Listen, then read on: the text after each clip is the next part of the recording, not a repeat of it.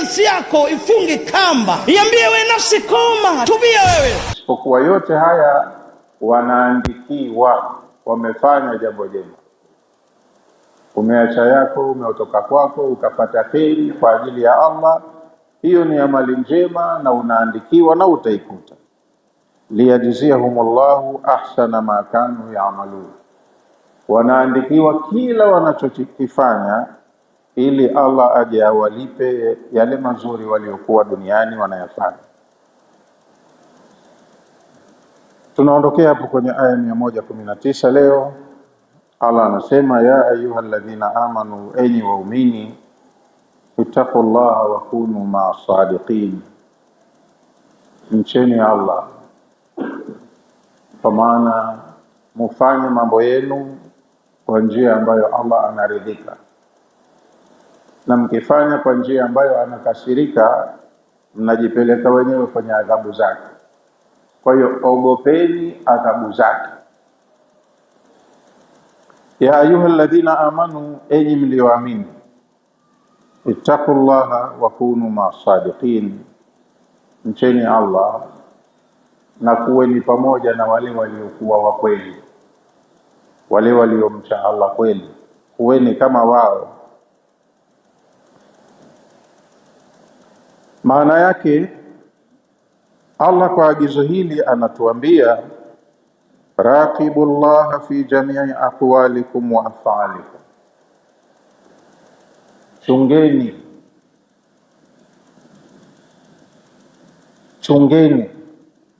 fuatilieni kwenye maneno yenu na matendo yenu yote mnayoyatenda.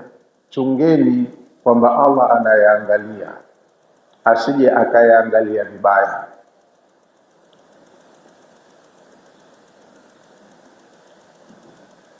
Wakunu ma'a ahli sidqi wal yaqin, na hivyo mkichunga kufanya yanayomridhisha Allah, mnatakiwa mjitahidi muwe pamoja na wale waliokuwa wa kweli, wenye yakini, wenye uhakika na wanachokifanya. Usifanye kwa kubahatisha au kuiga wanavyofanya watu.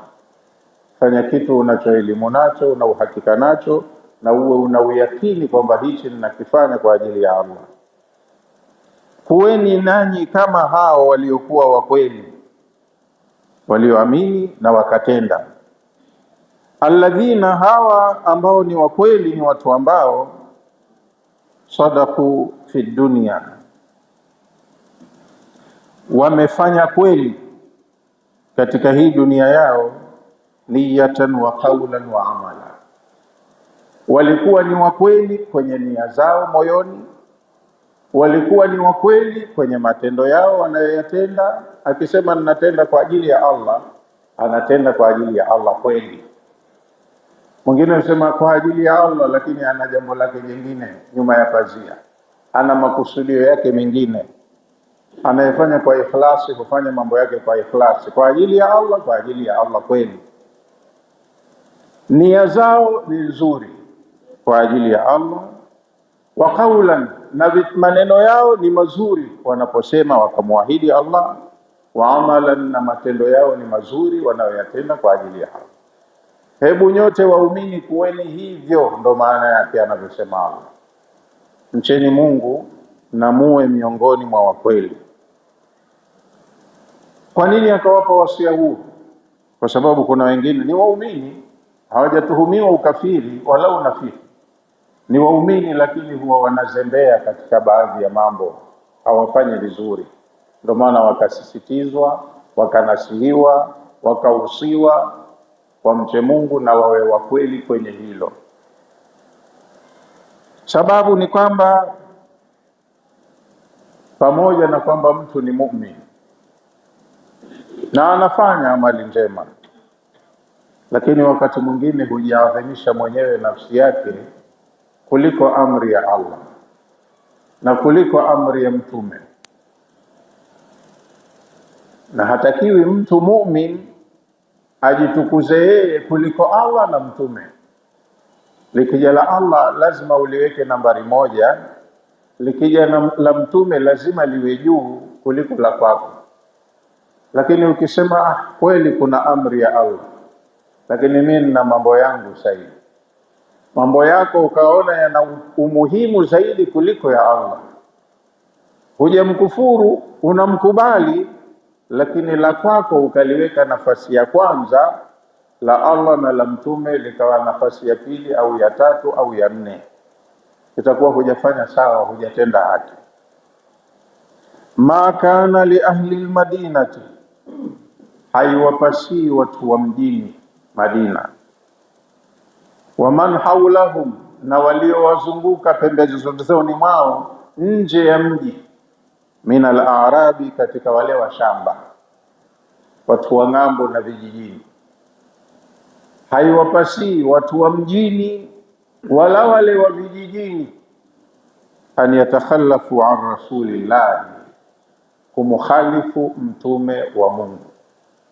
Anaweza kukwambia acha hilo lako, tushike hili kwanza la umma, la jamii. La kwako acha, hata likiharibika tekeleza amri ya mtume kwanza. Haimpasi muumini wa mjini wala wa vijijini kuagizwa na mtume akasema amini, nina jambo langu muhimu zaidi kuliko hili. Imefahamika hivyo eh? Na wakati mwingine kwa akili ya kibinadamu huona hili agizo la mtume, ananitaka niende vitani, kwenda nikafa, mimi na mambo yangu, watoto wananitegemea, na wazee wangu, na hivi na hivi, ukawa na sababu nyingi. Sasa huyu sio mpumbavu alokuagiza, lakini yeye lipe umuhimu wa kwanza, haya yote yatachukua nafasi ya pili baadaye. Na taa ya mtume alipokuwa yuhai ni sawa sawa tu na sasa hivi ambapo kafa. Kama kuna agizo la Mungu mbele yako, kuna agizo la mtume, acha la kwako, tekeleza la Allah na la mtume. Haimpasi mu'min wa mjini wala wa vijijini kwenda kinyume na agizo alilotoa Allah na mtume wake. Aitabu liman takhallafa an ghazwati Tabuk. Aya hizi zimekuja kuwagomba wale watu ambao walitakhallaf, walipinga au walibaki nyuma, hawakutekeleza amri ya mtume kwenda kwenye vita vya Tabuk.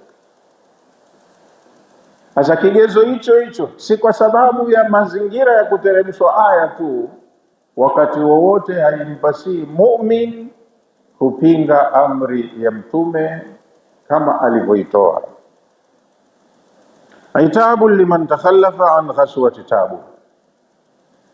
Haya ni maneno ya kuwagomba aliyoyatoa Allah watu waliokuwa na dharura zao, wakamukhalifu mtume, hawakumfuata, hawakumpa ushirikiano kwenye safari yake ya vita vya Tabuk.